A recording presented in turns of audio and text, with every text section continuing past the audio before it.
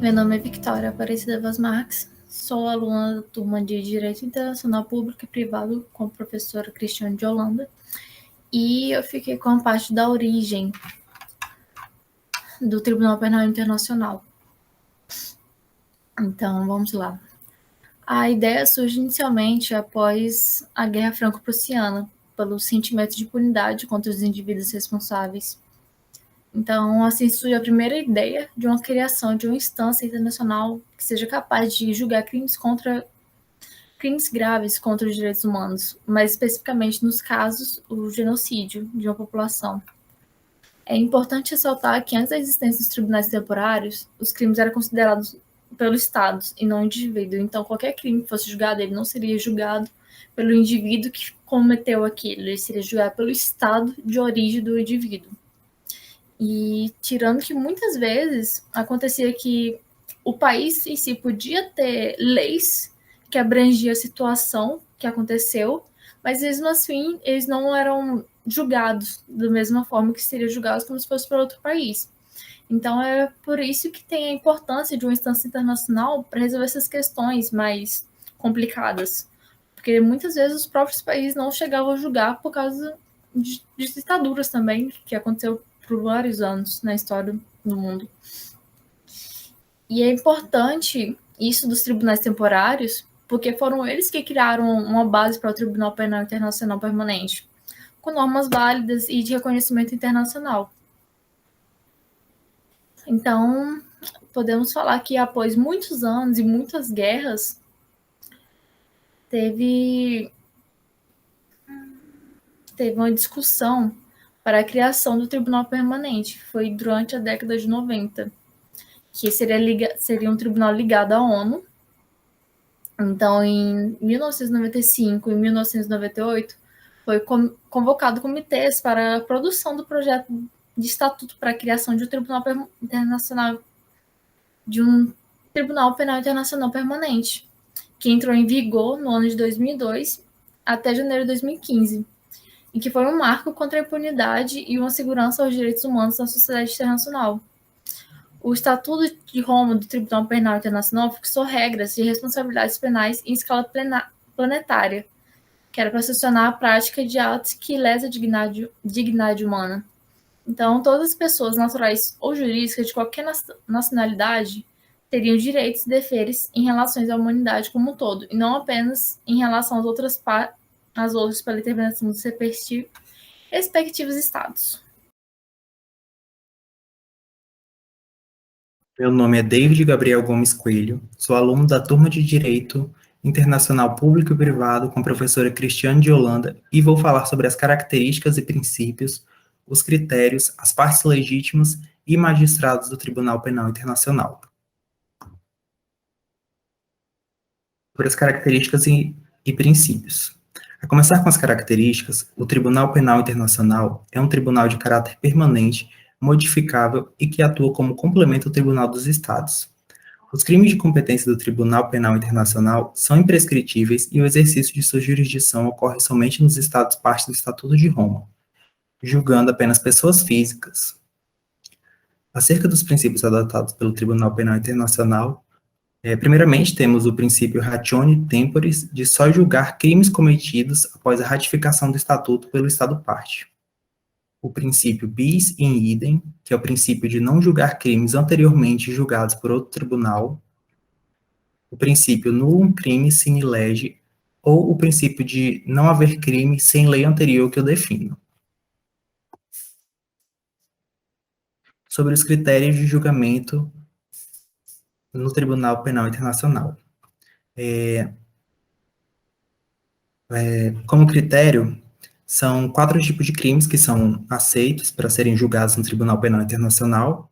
Primeiramente, o crime de genocídio, que são atos praticados contra grupos nacionais, étnicos, raciais ou religiosos que visem sua destruição. Os crimes contra a humanidade, que são crimes praticados contra a população civil que feram diretamente os direitos humanos, como, por exemplo, o homicídio, o extermínio, a escravidão e o apartheid.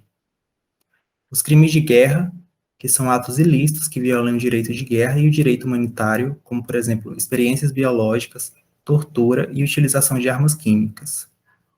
E, por último, os crimes de agressão, que são ações políticas de um Estado que viola a Carta das Nações Unidas, como, por exemplo, apoio a grupos mercenários contra outros Estados, ocupação militar e bombardeios a outros países. Sobre as partes legítimas para propor a abertura do inquérito. Primeiramente, temos os Estados-parte, que qualquer Estado parte do Estatuto de Roma pode solicitar a abertura de inquérito ao procurador. Também temos o Conselho de Segurança da ONU, que pode solicitar a abertura de inquérito contra qualquer pessoa, inclusive pessoas de países não membros do Estatuto de Roma, e essa denúncia, ela também é levada ao procurador. E, por último, o próprio procurador, que pode propor, que pode solicitar a abertura de inquérito por iniciativa própria e deve apresentar essas solicitações ao juízo de instrução para dar prosseguimento. Agora sobre os magistrados. Primeiramente, os juízes. O tribunal é composto por 18 juízes que são escolhidos através de eleições entre os países parte. Para participar dessas eleições, o candidato deve seguir determinados critérios, como, por exemplo, reconhecida competência em direito penal e processo penal, direito internacional, direito humanitário e fluência em uma das línguas utilizadas pelo tribunal, no caso, inglês ou francês. Esses juízes são lotados em diferentes juízos, como, por exemplo, o juízo de instrução, o juízo de julgamento em primeira instância e juízo de recursos. E, por último, tem o procurador, que ele é escolhido através de uma votação secreta entre todos os membros todos os países membros e através de maioria absoluta. A principal função do procurador é propor a abertura de inquérito ao juízo de instrução.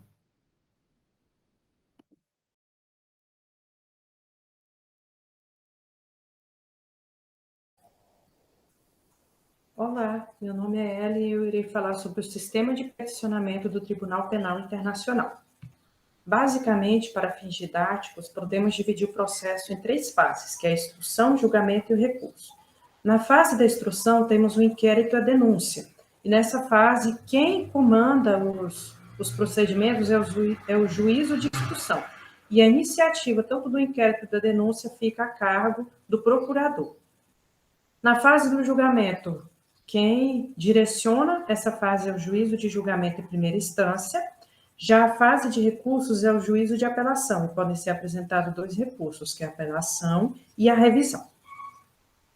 O procurador, ele pode, por iniciativa própria, iniciar um inquérito ou ser provocado.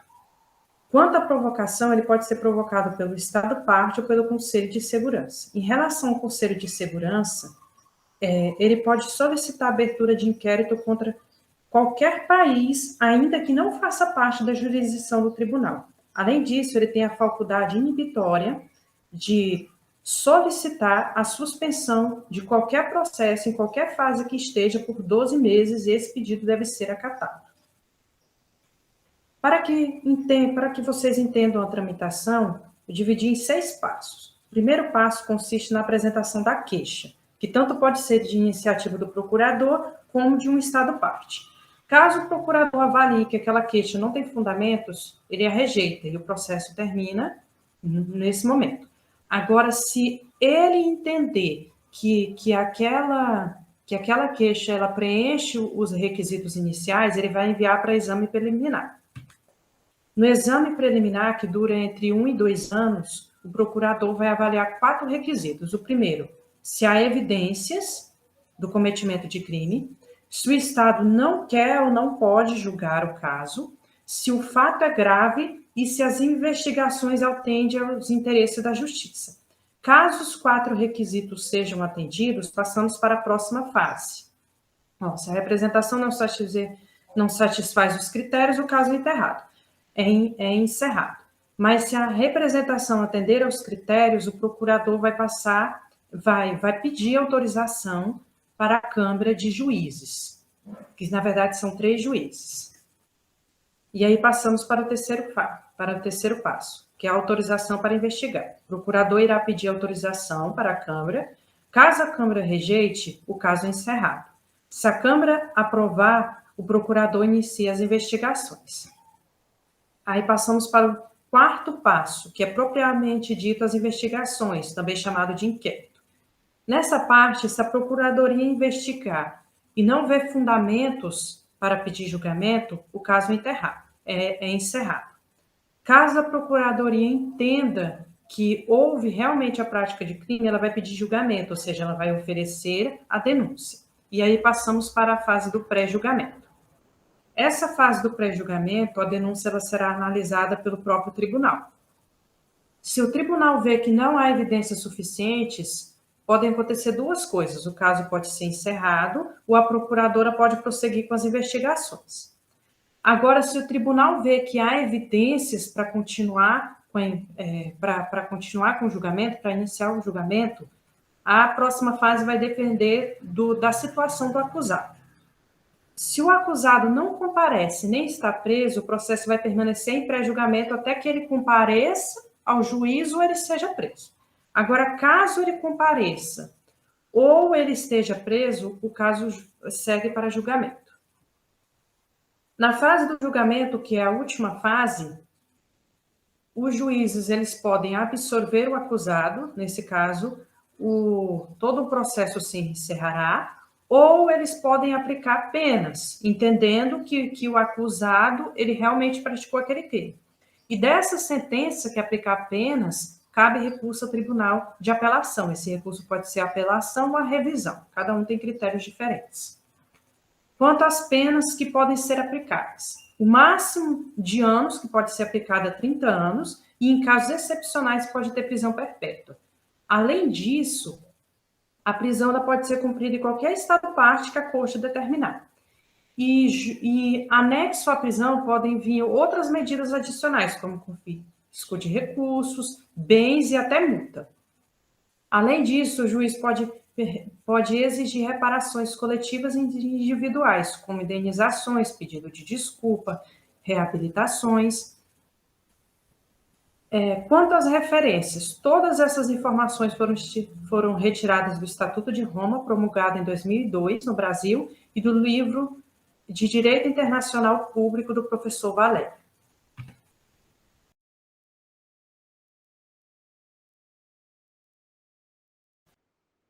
Olá, eu me chamo Cássio. Eu vou falar um pouco dos principais documentos legais constituintes e orientadores do sistema/corte do Tribunal Penal Internacional, né? Nós temos como principal documento legal, de fato, o qual constitui o Tribunal Penal Internacional, que é o próprio Estatuto de Roma, né, de 17 de julho de 98. O qual este documento, ele constitui todo o arcabouço legal para que fosse constituído, de fato, o tribunal. Porém, nós podemos encontrar outros documentos legais muito importantes para a estruturação do tribunal.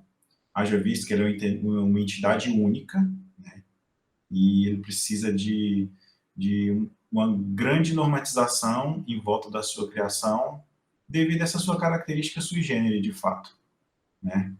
Então, com isso, foram elaborados documentos que formalizassem e padronizassem o acesso de todos ao tribunal, né, no caso. Entre eles, por exemplo, nós podemos citar as regras e procedimentos e provas, né, o qual é um documento que auxilia, ele é estruturado como se fosse uma lei mesmo, e ele auxilia, de fato, na aplicação do estatuto, né, onde o estatuto não couber, onde ao haver lacunas, elas serão cobertas justamente por essas regras de procedimento e provas. Assim como os elementos de crime, né? Que no caso eles esmiuçam aquele rol de crimes, os quais são julgados pelo tribunal, né? Nós temos também o próprio regulamento do tribunal, né? Que é um regulamento geral, né? Que ele trata também sobre medidas administrativas, recesso, esse tipo de atuação do tribunal. E aí vem outros documentos, né, como os regulamentos do gabinete do procurador, a regulação do registro, né, de pessoas que vão atuar e de modo de normatização de como é que vai ser, que vai acontecer no tribunal, né, os códigos de conduta, para advogados, Código de Conduta para o Ministério Público, né? E o próprio Código de Ética, que é o que direciona a atuação tanto dentro como fora do ICC, né, dos juízes, né? Já no Brasil, o documento regulatório é a própria promulgação do decreto 4.388, de 25 de setembro de 2002, que o qual, nessa promulgação do decreto, foi acatado o seu texto, o texto do Estatuto de Roma em sua integralidade, ou seja, ele foi aceito de forma completa, sem nenhuma pontuação, né? Nenhuma ponderação. E de lá para cá a gente não teve nenhuma mudança significativa, não teve nada que fizesse uma alteração em seu texto, né? O que vale lembrar, vale ressaltar, é a emenda constitucional de número 45, de 2004, em que seu texto, ela reconheceu de fato a submissão do Brasil ao Estatuto de Roma e ao Tribunal Penal Internacional. Então era isso. Muito obrigado.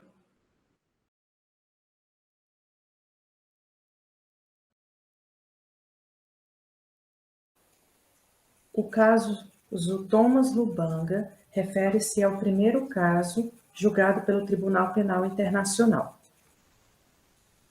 Quanto às partes, o promotor de justiça Luiz Moreno Campo, advogado argentino, configurou no processo na posição de acusação, enquanto o senhor Thomas Lubanga, ex-líder do movimento rebelde da República Democrática do Congo e presidente do partido União de Patriotas Congolenses, configurou como acusado. Os magistrados que participaram do julgamento faziam parte da Câmara de Primeira Instância e o senhor Adri, o juiz senhor Adri era do Reino Unido, a Elizabeth da Costa Rica e o René da Bolívia. Quanto aos fatos que foram levados ao Tribunal Penal Internacional, o conflito envolvia a etnia Ema e Lindu, que brigavam pela disputa e controle das minas de ouro da região de Ituri, no sudeste da República Democrática do Congo. Nesta área, o senhor Thomas era conhecido como Senhor da Guerra, porque ele era o líder político maior da União dos Patriotas Congolenses e era comandante-chefe do Exército da Força Patriota para a Libertação do Congo, que fazia parte também do partido da União dos Patriotas Congolenses. Além disso, ele oferecia apoio logístico. Quanto às suas ações, ele alistava menores de 15 anos para praticarem hostilidades na área. Essas crianças elas eram utilizadas como soldados, como guarda-costas e empregados domésticos, e além disso sofriam abusos sexuais. Diante desses fatos, o procurador apresentou uma acusação perante a corte por meio de uma denúncia em 2017, e ele acusava o senhor Thomas de transgredir o artigo 8 do Estatuto de Roma referente aos crimes de guerra, precisamente na linha 26, onde diz o seguinte: recrutar ou alistar menores de 15 anos nas Forças Armadas Nacionais ou utilizá-los para participar ativamente nas hostilidades. O Tribunal Penal Internacional aceitou a denúncia e fez um pré-julgamento, onde reconheceu que havia provas suficientes para iniciar uma instrução.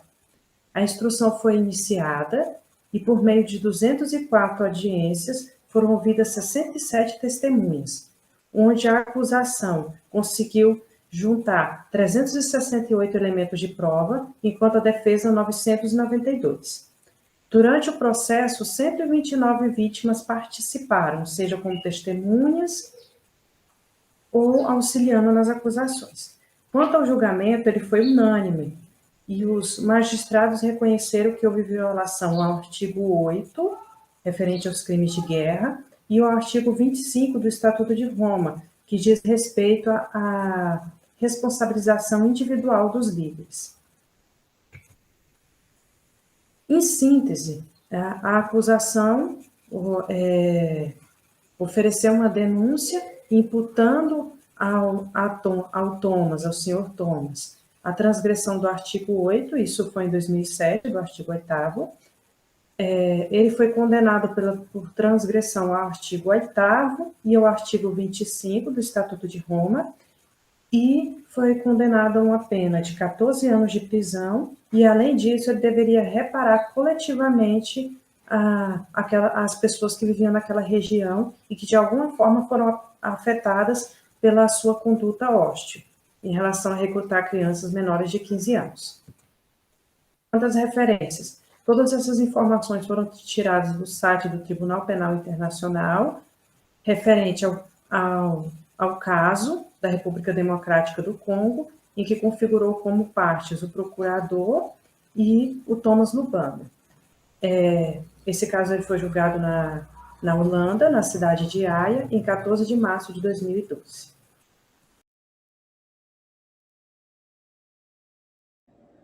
Bom, pessoal, diante do que já foi discorrido pelos demais colegas, né, dentro do nosso trabalho, nós levantamos alguns questionamentos, algumas perguntas para fazer uma discussão, né, com os demais. Então, diante disso, a gente enfatizou qual seria a contribuição do Tribunal Penal Internacional na proteção dos direitos humanos, né? Qual a sua importância nesse processo de defesa, né, de garantia dos direitos humanos. Em segundo, quais crimes estão sob a competência do Tribunal Penal Internacional? Que cabe a nós ter essa clareza. Terceiro, dentro da história, né, do contexto histórico de criação do Tribunal Penal Internacional, qual que é o papel que foi desempenhado, né, na antiga Iugoslávia para o desenvolvimento da justiça internacional, que é um dos grandes antecedentes, né, históricos que levaram à importância da instituição do Tribunal Penal Internacional. Quarto, qual o principal motivo de se criar um Tribunal Penal Internacional permanente? E as maiores curiosidades estão em torno de quem são as pessoas que foram julgadas, quais casos foram julgados. Nas nossas pesquisas, o que a gente mais tirou, né, o que a gente achou mais relevante, foi do menino soldado de Uganda, que foi culpado por crimes contra a humanidade, dentre eles, né, recrutamento de crianças soldados, assassinatos, estupros, e também uma condenação inédita, que foi por gravidez forçada de vítimas de escravidão sexual. E é isso.